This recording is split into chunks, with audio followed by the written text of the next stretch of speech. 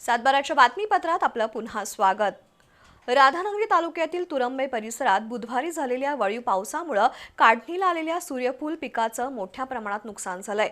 ऐन काढणीच्या टप्प्यावर आलेल्या या पिकांना अवकाळी पावसाचा फटका बसल्यानं शेतकरी वर्गात चिंतेचं वातावरण आहे।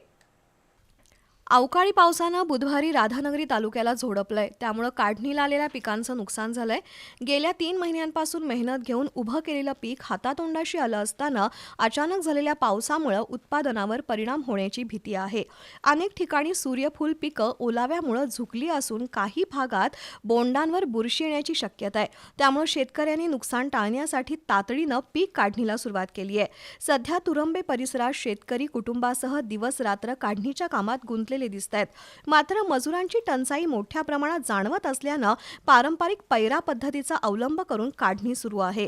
यंदा हवामानातील सततच्या बदलांमुळे शेती व्यवसाय अधिकच जोखमीचा बनलाय। एकीकडे वाढलेला उत्पादन खर्च आणि दुसरीकडे निसर्गाच्या लहरीपणामुळे शेतकरी आर्थिक संकटात सापडण्याची शक्यता आहे। त्यामुळे शासनाने तातडीनं पंचनामे करून नुकसानग्रस्त शेतकऱ्यांना आर्थिक मदत द्यावी अशी मागणी शेतकरी वर्गातून जोर धरतीये। दरम्यान संबंधित कृषी विभागानं नुकसानीचा आढावा घेऊन शेतकऱ्यांना मदत करावी अशी अपेक्षा आहे।